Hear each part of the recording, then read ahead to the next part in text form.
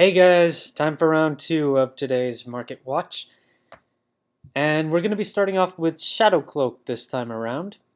Set 3, it's a triple rare and an SP for Stoichia. Concept of the card is to take orders from your deck and put them into your drop, or add them to your hand if you already have them in your drop. In terms of pricing, we're looking at $1 for the lowest listing, but with 99 cents shipping, that's $2. So ultimately, the card itself is moving towards $2, and the market price is about $1.50. It has 46 listings overall, so there's still a lot to pick up there. But the SP, on the other hand, is running a bit low on quantities, and we're also seeing a buyout on it too. The base listing is now $20 with 4 copies, and historically sales have gone from $14, $15, $17 recently. In the past, this card used to be pretty big as well when it was played in premium, though the deck it was getting played in got restricted heavily by Bushiroad, lowering its value now. But Zorga has been making strides in Japan, which has been raising this card's popularity again, so definitely keep your eye on this one, or if you already have plans for Zorga. Even if not, if you play Stoichia in general, picking up a triple R set is probably a good idea here, as it's a generic card. Twin Strike of Deathstorm Orlando. This card is also from set 3 and is generally a little higher in price compared to most of the others. It can call itself from Soul if you retired for the turn, and then it can put itself into Soul when your Vanguard attacks. In terms of the rare, this one has most of its listings at 50 cents right now before it starts going up to $1. It has a few cheaper ones, but they only have one quantity, so the shipping kind of overtakes that. And then you've got the hollow foil version, which market price wise it's been on a decline, but in terms of recent sales, we are looking at 75 cents, dollars, 50 cents. So about the same as the rare, so it might be better if you are looking to pick this up to just pick up hollow foil copies. Although, to be fair, in terms of available listings, hollow foil copies tend to be $1 plus now, so you would have to shop around a little bit more for this one if you want to find it for 50 cents. Torrential Energy Research, the frame rare of this card from set 8. Only 4 listings left on this one, starting from $3.50 going all the way to $10. It's an EVA and Archite research support card, and it's grade 1, so you can play it on the first turn as well. In terms of recent sales, they have been selling above $3, which has been pretty consistent, as the card has rarely ever been below $3 from all these listings.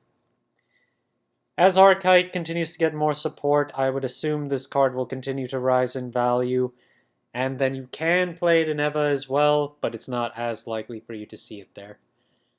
Chamomile for Minerva. The frame rare is running out of quantities, where we only have 9 listings left, starting at $5, and they go as high as $10 at this point. Recent sales have all been around $4. Several have been cheaper, around $1 to $2. But considering this is part of Minerva's ride line and is a key aspect of the main deck too, with Minerva getting some new support in Japan, it is taking off a little bit over here as well. Will it really take off? Minerva is a popular sub-archetype, so there is the possibility of that happening. Now to go over new Keter Sanctuary cards from today's Bushiroad livestream. What they introduced today was a combination of Thegrea support and new Keter Sanctuary support that supports decks that use normal orders.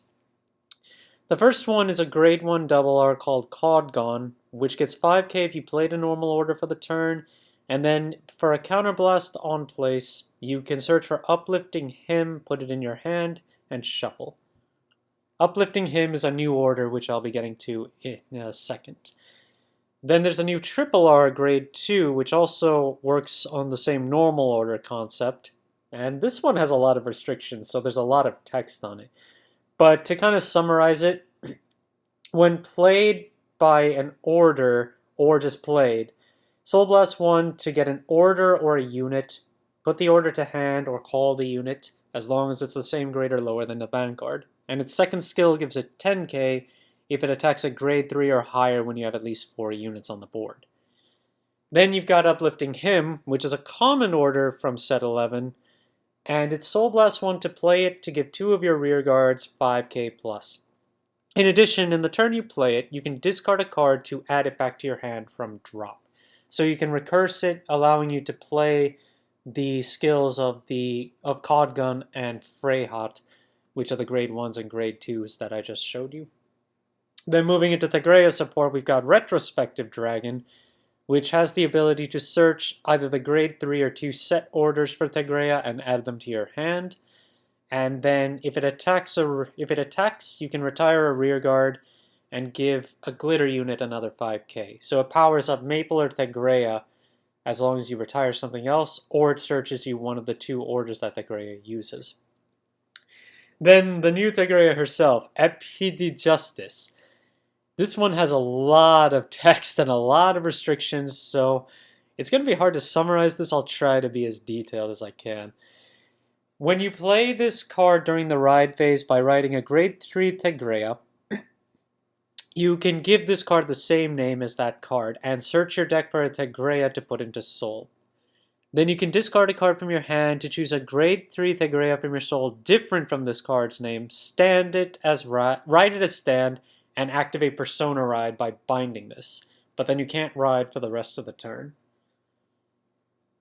That's a mouthful, and it is a lot and it opens up a lot of questions on how you even play Thegrea, between being able to search your orders, so do you even play the Magenta Deep Hatred anymore? I'm not even sure at this point. But you'll probably still play Oath of Vengeance just to capitalize on your Persona rides.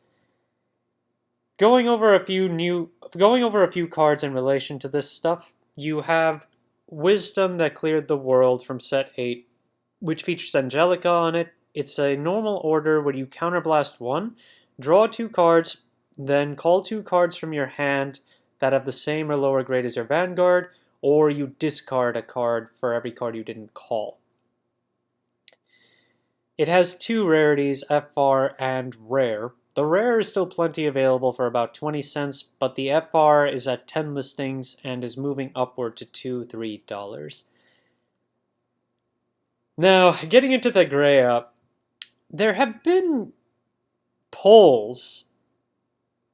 It seems there have been some polls from the market in terms of what's available, particularly around the SP of Dark Thegrea, where this card still hasn't sold since March, where its last sell was 150, but its lowest listing is now 248, leading me to believe that prices are increasing on this one, or players are just pulling them from the market because they don't want to sell them at the $150 to $200 mark anymore. Path of Light is still on the cheaper side and has a few $95 listings, but ultimately this card is still expensive being that high, and how Thegrea continues to play out is going to be something to figure out with all these new support cards giving different possibilities. The SP of the grade 0 is still out of stock. The SP of the grade 2 has gone up in value. Did people pull this one too? No, people actually bought this one. $29. It sold at $29 for the past few days, and now it's $45 base. The triple rares of Thegrea are $4 a piece at the low, and listings are still there. 17 for Path of Light, 22 for Bloom and Dark. And then for the base rarities, they're still pretty easy to pick up, so no major risk there. Moth Girl Maple is still holding at its overall values. The grade 1 seems to be creeping up a little bit in value. It has 34 listings overall compared to the grade 2's 12 listings. And when you look at the SP and the FFR, they're still pretty high up there, although at least that's for the SP, and that's 112, versus $27 low for the FFR of the grade 1, which is still not played as heavily. Dark Magenta Blooming Hatred. This is the grade 2 order that Thegrea plays, where You draw one when you play it, and then you can drop it to ride a Thegrea from your hand. However, that would not be considered a Persona ride. I'm not sure if you really even play this card at this point. I mean, you never really did, in my opinion, so I don't think this card will really take off in value, but it's a little complicated to tell, so I feel like some players may just end up buying in a few copies until Thegrea gets play tested a bit more. Oath of Vengeance Thegrea, the grade 3 order, on the other hand, is likely to keep selling with this new support, as with the further emphasis on Persona rides, this card lets you draw 2 cards and gain 15k instead of the 1 card and 10k for Persona rides. It's currently $35 on average and still has $40+ copies, and it is running a little low thanks to today's announcement, so we'll have to see where that goes. And because it's a set 7 promo, circulation is low too. Finally, Drilling Angel, which is a staple in Thegrea for being able to put your grade 3s from drop into the soul, and then, if you can, you just get free calls off of it too. But Drilling Angel has 2 variants now, the set 3 version and the promo that came out of the March-April tournament packs. That promo is on the cheaper side right now, although not by that much if you look at the foils. The foil is now about $2 to $3, whereas the foil of the one from set 3 is also about $3 now. But when you look at the rare, that's also about $2 versus the promo version, which is about $1 right now, but then you only have one in quantity for each of those listings, so it's basically a $2 card at this point. Thank you guys for watching. If you liked the video, please like and subscribe if you haven't already, and I will see you guys next time.